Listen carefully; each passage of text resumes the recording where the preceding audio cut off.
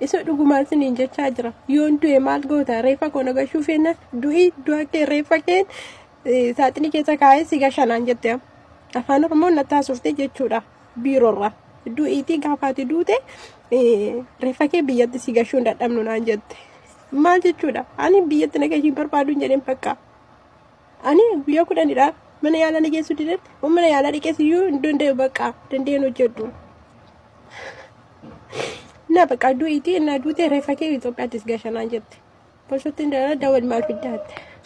Hojii biiroo dhaggeeffadhaa kun waan ijoollee keenya godhan jechuudha. Gaafa ati rakkattee asitti bilbilattu du'e achumatti reeffa keessi galchinaa reeffa kee galchuu hin dadhabnu naan jedhanii jette obboleettiin keenya tokko hedduu nama gaddisiisa.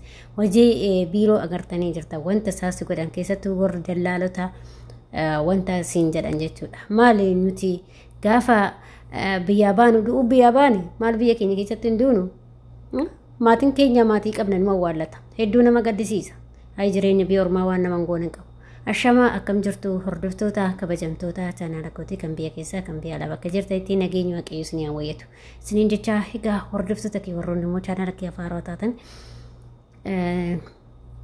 subscribe godhaa እና ታንሱዳን ሞ ዱጋ ዱብቹ ፊ ሄዱና ከለቱማ ኡልፋዳይ ወርዶፍቶታ ኪያ ወርና ወርዶፋ ጅርተኒ ወር ቪዲዮ ኪና ዳወቻርተን ወር ኮሜንት ና ጎቻርተኒ ሄዱ ተከስን ገለተ ይፈጠገለቱ ማይ አከሱማ ወር ኮሜንት ሊና በረስተኒ ጋፍሌና ጋፈቻርተኒ ጋፊ ከጨኒ የሮ የሮ አርገጥት ሲኒ እንደ ቢሳ ዲፈ መስሪን ደቹ በርባዳ ዶሌ ባይ ጋፊ ነጋፈቴ ትሬቹዳ እና difa masrin jechu barbaada suma ittaan sudaan immoo obboleettiin keenya tokko kun biyya ormaa keessatti dhukkubee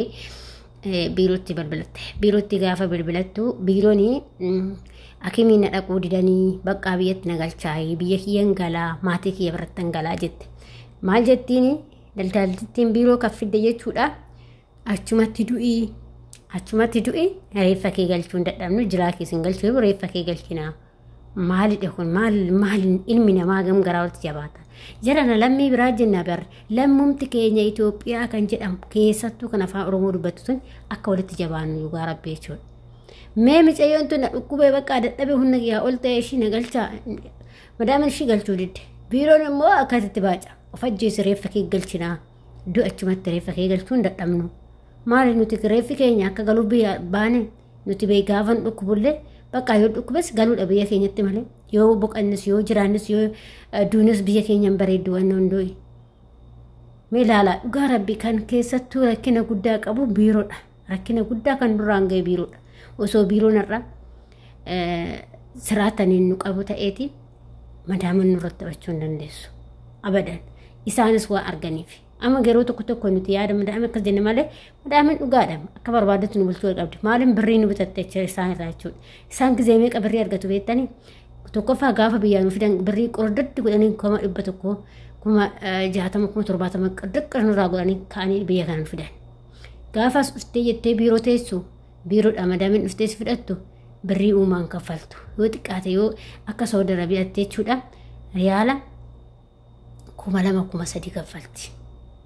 La 2,300 kaffalti 2,300 gaafa mee 3,000 gaafa kaffaltu meetiin xiqqeessa kaabesanii olinni kan 5,000 kaffaltu jira 6,000 kaffaltu jira sadarkumaan jira jechuudha kana gaafa mee 3,000 iyyuu gaafa fudhattu kaffaltu gaafa Itoophiyaatti jijjiirratan isaa meeqa taabeettanii gara 100 fumaamaati jechuudha nama takkarraa gara 200 nyaatu jechuudha jarri kun nama takkarraa shamara takkarraa jechuudha laala kana olin gara 3,400 le 300 le nyaatu san 300 le nyaatu garu mee laala xiqqeessati kana hunda dudanii gaafa nu asitti immoo deebinee rakkinni tokko nu qonnamee ijoolleen keenya yookiin mana madaala keessatti dhukkubsatan immoo as garagalanii of ajjeesi reeffa keessi galchinaa reeffa kee galchuu hin dadhabnu jedhanii nutti baacu jechuudha kanaaf wanti biraati miti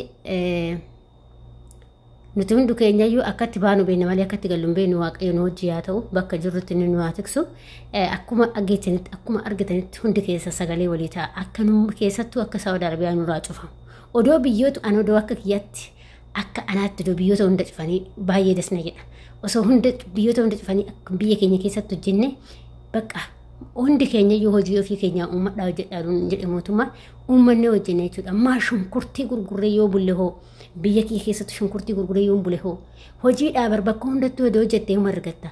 Gaafa ofii keenya sammuu dhiphisne malee biyya keessatti illee eenyutu hojjetee hin duro. Maal duraan biyya alaa baanii nu guddisanii maatiin keenyas hojjeteetuma nu guddisee asii nu ga'ee bara. Kanaaf ijoollee keenya reeffi galuurra biyyi hundi nurraa cufamu bakka. Akkanatti irratti baacanii birrii nurraa fudhatanii kuufanii akkatti warri biiroo irratti baaca jechuudha. Birrii isaan baacee bara. Isaan maaliif hin deebisu akkasitti achiin baane barbaadan beektani birrii madaamin gaafatti gaafa isaan keenya birrii jettii yookiin nafee wannaa biraanaa qayyaree dhuun saraatanyaa biraanaa qayyarii jettiin sababa saniif jechuudha ijoollee keenya dararaa jiran. Kanaafuu hundi keessaniyyuu sagalee walii ta'atii keessattuu akka Saawud Arabiyaa Joordoon biyyoonni keessattuu ijoollee keenya miidhaa jiran Saawud Arabiyaa Joordoon Beirut kanneen sirriitti ijoollee keenya miidhaa tokkoffaa islaama Saawudii ta'eera beekamaadha sun. Innaa kanaaf akka hundi keessan nurraa cufamuu adaraa keessan sin jedha kan dhaamsi kiyya itti aansuudhaan obboleettii koo Waaqayyoon si haa fayyisu Waaqayyoon nagaadhaan si haa galchu biyya keetti Waaqayyo si haa laaffisu hedduu nama garaana nyaatte mee namni dhukkubu osoo si ta'e maal taata osoo na ta'e maal hin ta'a. Dhugaa Rabbii dubbachuu fi ijoollee amma kaleessaa xiqqoo garaa wayiitti na dhukkube bitanii garaa wayii na dhukkube dhugaan itti sagalli bakka makaraa na wajjin agarte jechuudha. Akimii dhadhaa si geechinuu bilbiltee ciisan oole waan takkan hojjenne sin jedha wanna takka hojjenne ciisatan oole akkasumatti jechuudha. Galgalas akkasumatti nyaata illee hojjenne ciisatuman oole sin jedha. Bakka maaliif mana gaariidha nama gaariidha walumaa galatti mana gaariidha ammoo nama gaariidha si yaadu. Dhugaa akimii ofii kiyyaafan diide sin jedha. Akimii dhaqinaan jettee ofii kiyyaa didee jechuudha. Dhugaa na wajjin makaraa agartee jechuudha. Maaliif nama gaariif nama badaatu jira. Nama si yaaduu fi nama si yaadne jira. Madaamii si yaaduu fi madaamii si yaadne jira. Namni tokko miti garagara. Ilmi namaa garagara. Akkuma bifti keenya garagara ta'u yaadni keenyas amalli keenyas waan hunduu garagara jarrillee akkasuma. Amma gisee tokko isaanii madaamni takka jedhu tokko miti garagara hundi isaatu tam anaaf taate kasiin taate jira. Kasii ta'u anaan taate jira. Manni garagara hundi isaatu amaloota garagaraa qabu. Kanaaf nama gaarii badaa jira sun jechuu barbaadetan. Amma niitiin sun itti xammamte malee maal rakkoo qaba akimii yoo dhatte keessattuu ijoolleen kontiraata tola kan akka mamana wanni gazaa baasanitti kennan hin jiru. Dhugaa Rabbii siniin jedha jechuudha. Kana qofaa miti jekkeeffadhu yeroo tokko ilkaan na dhukkubee ture ilkaan jechuudha. Dhugaa akka malee jedhee na dhukkube. Dhugaa Rabbii ijoollee dhugaa siniin jedha jechuudha. Yookiin na amantuu yookiin na amantanii nama na beekutu beekaa. Warri na beekan na aman warri na beekne na amanuu dandeessanii sobdii jechuus dandeessan. Ani sobee yookiin fakkeessee yookiin waa jedheetu asirratti waan dubbadhu miti yookiin araba jinjijuuf miti. Ani ofii guyyaafuu yaa Rabbi inni warra akkamiitii yaa Rabbi galanni isa gahu hin jedha yeroo hundumaan an galateeffadha Waaqayyo jechuudha. Maaliif dhugaa ilkaan koo na dhukkubee bakkumatti jechuudha bakkumatti akimii naan deemanii hin baafattaa eeyyama keetiin naan jedhan hin baafattaa eeyyama keetiin eeyyan jedhe maaliif ilkaan sirriitti na dhukkubaa jira waan ta'eef. Eeyyama kiyyaana kan gillee osoo ta'e eeyyan wanni kafalamuu qabu kan ofii dhuunfa nageesse nuti jiran dhuunfa nageesse birrii riyaal 500 ofiisaati dolchi takka dhugaa Waaqayyo dolchi takka osoo fudhatin birrii kiyya keessa dolchi takka nadhas dolchi takka hin fudhanne waan kiyya keessa deemuusa kiyya keessa 500 naa baasisiise 500 naa kaffalchiise naa baasisiise paaspoortii siqqaamas waan hundumaa ofiif hojjete birrii kiyyaanii mati kan baachisiise jechuudha. Maaliif siin jeebetta warra gaariidha warra siif yaadu. Warra bakka akkam akkatti akka maal jedhee si nyaayimu jechuudha. Dhugaa Waaqayyo osoo waggaa hanga barbaadde mana kana teechee namni si caqacaqu hin jiru. Namni si caqacaqu hin jiru nyaata ta'ee dhugaatii ta'ee hirriba ta'ee namni si caqacaqu hin jiru. Dhugaa Waaqaa sin kanaaf mana badaaf gaarii jira. Nama gaariif nama badaa jira. Ijoollee nama akka yaallee ijoollee baay'ee jira. Gaafa ati balleessite immoo haati si dhaltee sitti garagalti. Gaafa ati waa balleessite haati si dhaltee iyyuu sitti garagalti. Osoo waa balleessiteeti natti garagaru kaa'ee eeyyan kaa'ante waa balleessinaan eenyumtu sin dhiisu seerri sin dhiisu warri sun sin dhiisu waa balleessuu baanan immoo namni akkanaas sin tuqu atta malli kee gaarii ta'an jechuudha. Kanaaf adaraa keessan ofii keessan illee gaarii ta'a deebi'aa immoo madaamti icheellee mo'omsiisina amma madaamti yoo si waa siin jette okkee jedha akkuma siin jettu okkee jedha moromsiisuun deebina adaraa keessan. Ani dhaamsi kiyya isa kanaadha. Waaqayyo isin wajjin haa ta'u.